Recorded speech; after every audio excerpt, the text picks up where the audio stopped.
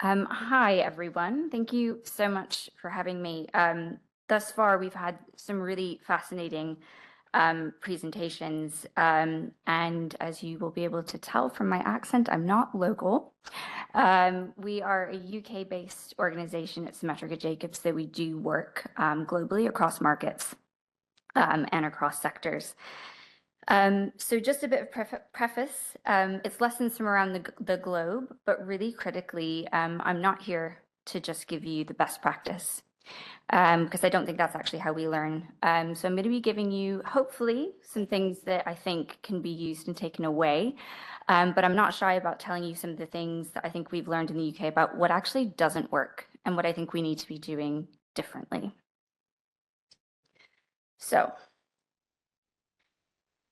indulge me for just a minute. It's after lunch. The seats are very comfortable. It's a little dark. So I'm going to ask you to close your eyes, but don't fall asleep, okay? Listen to the sound of my voice. No, really. So close your eyes for just a moment. Indulge me. Imagine your home. It could be your ideal home. It could be the home that you live in now. Think about what's around you, the sights, the sounds, who's there, the features of the home. Are you surrounded by family? Maybe you've got a particularly problematic mother-in-law, she's not there. And just think about those things that you value the most and hold that image in your mind. And when you're ready, open your eyes, keeping that image sort of in your mind. This is the audience participation bit. Tell me, just shout out, what are some of the things that are around you, features of your home? Garden, yeah, great one, okay. Anybody else? Say again? Your alpacas, excellent. Family, okay. Dinner table, right? Okay, social connection, yeah. Warmth, great one. Sanctuary. Ooh. I'm coming to your house. Right, so great, excellent. So thinking about all those things, in the UK, we are really lucky that we have some fantastic data sets. We've heard a lot already today about data availability, about some of the limitations of that data, about sampling, about subjective well-being, about where these questions are included, about how we manipulate the data and what we can do with it. And back in 2012, 2013, we went on a bit of a journey. The business that I work in, we're all about trying to use this data and to harness it to really begin to quantify the impact of certain outcomes and elements on well-being, and to ideally use that to inform better decisions that will help us drive well-being. So as I say, back in 2012, 2013, we started looking at this data set known as the British Household Panel Survey. It's a really great data set, and critically, it includes a lot of housing factors. There's 12 in total, and quite a lot of information about housing tenure variables as well. And these housing factors align with the UN's definition of adequate housing and housing quality. So this is a nationally representative sample. It's over 10,000 adults, so we've got a very large sample. As I say, it's longitudinal over time, and it's been conducted each year from 1991 onwards, and critically from 1997 onwards, we've got some life satisfaction questions included. So it means we can start to actually do something with that data from our perspective.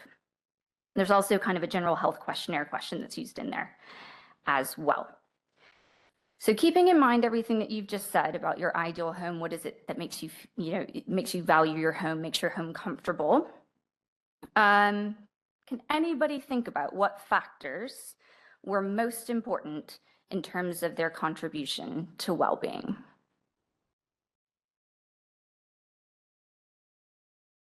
Warmth?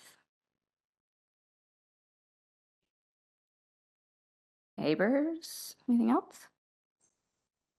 Safety? Okay. So in terms of the factors that most influence well-being, the top one, neighbor noise, has an incredibly detrimental impact on well-being. Why? Because it is something that we cannot adapt to. You've got noisy neighbors. Unless you've got the means to move, there's very little you can really do about it. It's not something that you can influence. It's not something you can change from within your home. And it has a really, really big impact on our well-being. Critically, the second one, and I say second, it was actually equal in terms of its detrimental impact on well-being, damp and mold. Incredibly detrimental impact on well-being. Again, in terms of adaptation, it's incredibly expensive problem to resolve. In a lot of housing tenures where we're renting, for instance, there's very little we can do about it unless we've got particularly good landlords, which I certainly didn't when I moved to London for the first time. So it's something that is very difficult to resolve. It's something that has a really big impact on our well-being. So this is kind of case in point on the challenge on actually why we're really bad judges of what's good for us, because although we like the idea of prioritizing the wine fridge and our alpacas and green space and light, these are things that we would say are important to us. And I'm not saying they aren't. I like the wine fridge, to be clear. But they're not actually the most important factors that affect our well-being. Doesn't mean we shouldn't look at those features and be able to design our own homes, but it means that actually these data sets where we're able to triangulate different elements, factors, outcomes with these subjective well-being measures start to tell a different story about those things which actually do matter in well-being terms. It doesn't mean we shouldn't ask people their preferences. Stakeholders and their opinions and preferences matter. Representation matters. Proper consultation matters. But it does mean that well-being, measured correctly, is a really vital part of informing policy and of prioritizing investment, because we've only got so much to spend. So how do we understand well-being? Why is it useful? I'm not going to linger too much around well-being because we've already had some fantastic speakers, thankfully for me, tell us a lot about how subjective well-being is defined. And really that's what we're talking about here as well, as subjective well-being, where we're asking people their opinions about their life, their happiness, their anxiety. And in the UK, we're really lucky, as it's already been mentioned, that we do have the Green Book, which is really quite clear in what it says and what's important. So the Green Book is based upon these ideas fundamentally of welfare economics. It's not terribly surprising, but it's worth restating that the goal of public spending and of public policy really should be to improve welfare. When we spend public money, whether it's on roads, whether it's on housing, infrastructure, otherwise, it should really all be about promoting opportunity, reducing inequality, promoting equity, all of these sort of things that public policy is really designed to do, regardless of the actual kind of element that is being invested in. So welfare economics is really helpful for us. So the value of a good or a service is subjective, and it has to reflect the utility that people derive from it. And that's where well-being valuation comes in from our perspective. And it's what we do most as a business. So if we get really nerdy and you want to, you can look at box 20 in the Green Book, and that's where it tells us about valuation techniques for non-market goods, which is really what we're talking about here, those things which don't have a readily available price. And the Green Book is very, very clear on the acceptable methods and approaches for non-market valuation. We've got a whole variety of approaches at our fingertips. And as an organization and as a business, we deploy lots of these. They tend to sit in this box that's second from the bottom. Stated preference methods, both willingness to pay and willingness to accept, and critically, well-being. It's written into the Green Book. So there is a very clear approach around well-being valuation. There's an income coefficient, which is in the Green Book and tells us that once we've understood the relationship between an outcome and life satisfaction, there's an income coefficient we can combine with that to do our calculations. So this is the foundation of it. And this is the foundation of what we're looking at. In the UK, we also have the Social Value Act, which came into force in 2012. It's been supplemented, and again, could go on for many minutes just to talk about the Social Value Act, its implementation, subsequent iterations and improvements. We've had a procurement policy note. We've had a social value model introduced. We have a procurement act, which is due to come into force in October. We've also got a pending election, so we'll see about the timing for that. And all of these things are designed really around a lens of procurement. The Social Value Act came into force as a private member's bill, and it is squarely focused on public spending. And what was at the time language around needing to consider social value when we're spending public money has been strengthened with the social value model, which was introduced in 2021 rather. The language is now that it is a requirement. You must integrate social value in decision making with public spending. Now that's good in a way because it's strengthened it, it's given it some teeth. Back in 2012, it was well, I need to consider it, so I can say I've considered it and I've decided not to do it.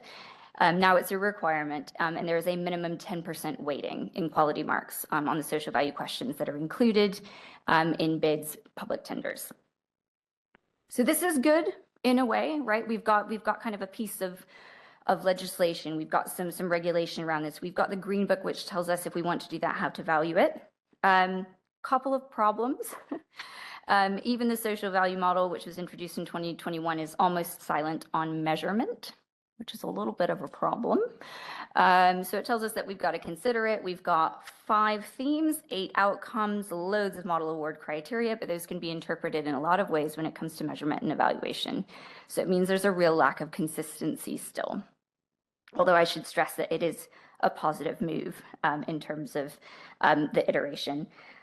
And the second problem, I think, for me is that the Social Value Act is squarely focused on procurement. And so the language has become slightly conflated and confused in the UK in the sense that social value, in some senses, is now almost equated with public procurement and therefore with added value, i.e. things we don't pay for because it's added value in a procurement process. And that's, I think, a little bit dangerous in terms of the way that it's narrowly defining how social value is generated and therefore how we measure it.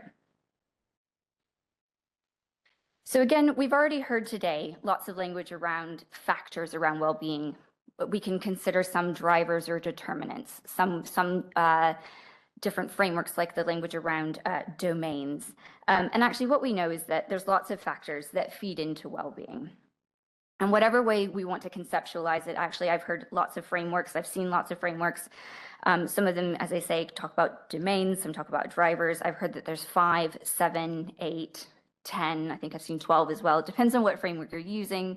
It obviously depends on the regulatory context in which you're operating. It depends on what sort of policy environment you're operating in, and therefore which factors matter most. So I'm not super precious about whether we call them drivers, domains, elements, etc. Insert language here. It's more the fact for us that this is all intrinsic. These factors are really, really difficult to dissociate from one another. And that's why well-being is actually super useful, is because it becomes a container for lots of things that interact and are kind of difficult for us to articulate in isolation.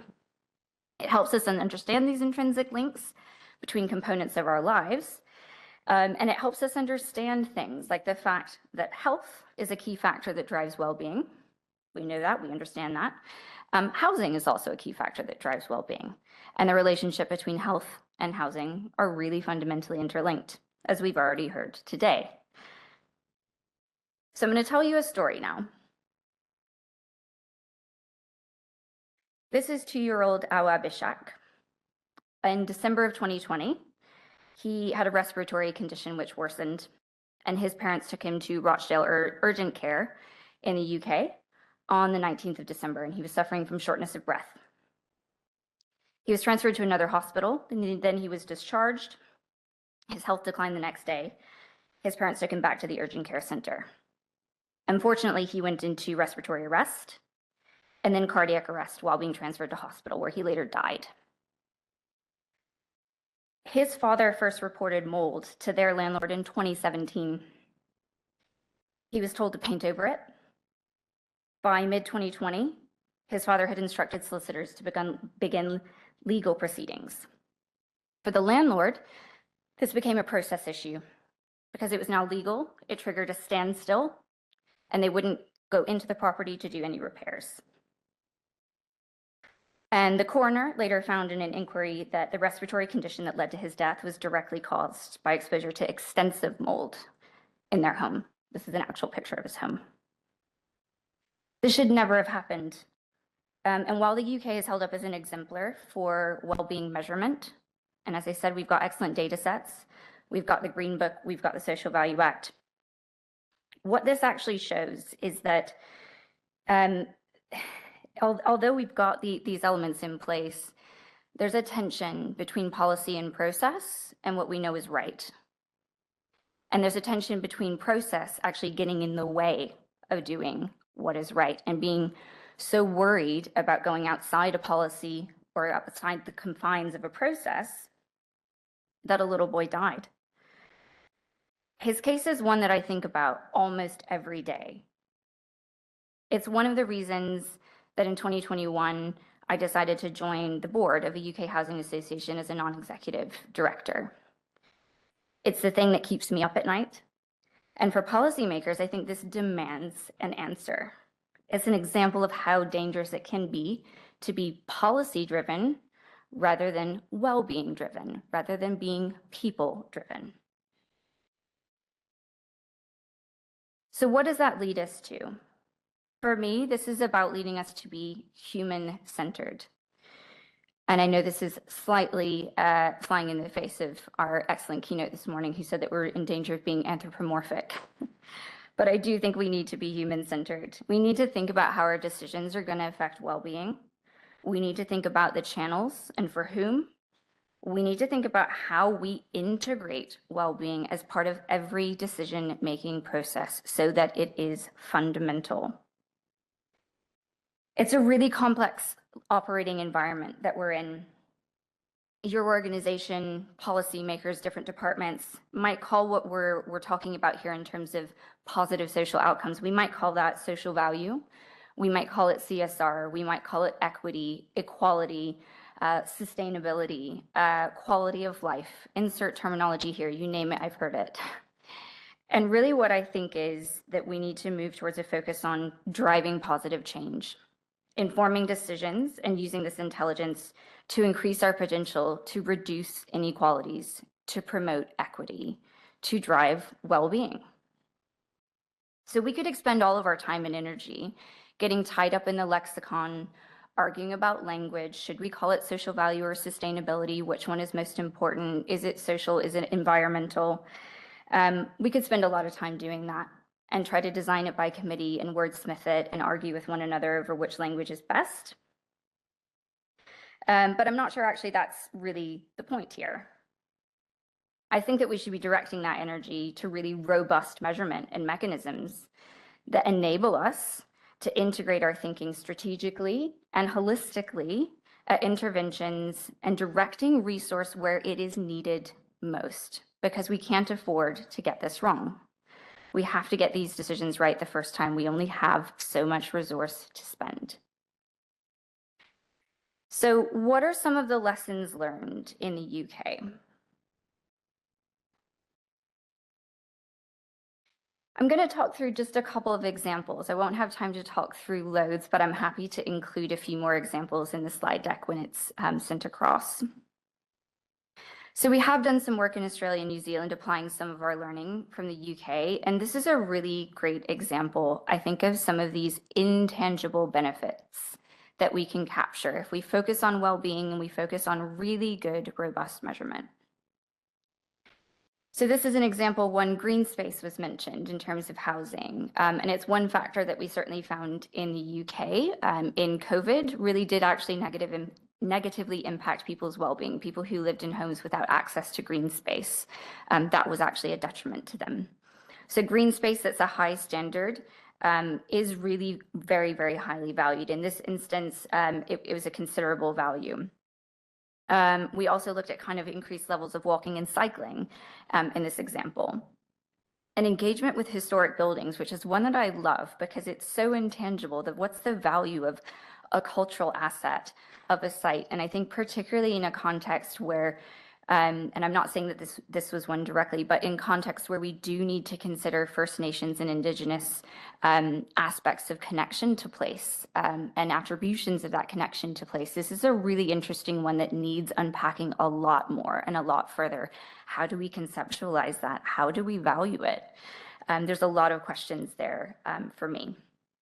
So in this instance, it was a case where Jacobs, our parent company, identified some opportunities for social value creation through this strategy, and they asked us to then do the well-being valuation piece. So how would we quantify that? What data would we use? And what would it look like? The next example is one from the UK. And it's a really exciting one of a really major city center transformation project where, again, there was a kind of standard economic case done in terms of the economic benefits of some of the elements that were being considered. And we were asked to undertake a quality of life analysis, again, in this instance, to look at the actual drivers here for well-being. In terms of this strategy, what could be influenced, what could be impacted, what were the drivers that were most important, and how would we value them? What I find absolutely fascinating every time I think about it is the fact that the economic benefits were pegged at around about 110 million pounds. And then we were able to look at it again and say that an additional 310 million pounds would be accrued in well-being benefit, which is just massive when you think about the opportunities to inform investment in a different way and to think about how we take this forward into policy decision making.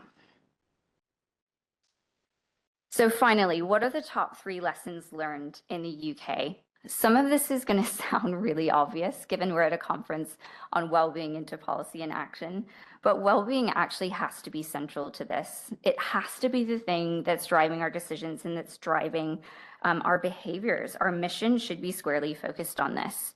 We can't afford another Awa Bishak. We can't afford to become unfocused on what matters and driving investment to what matters. The second one, again, may sound a bit obvious given the people in the room, but rigorous measurement is really vital.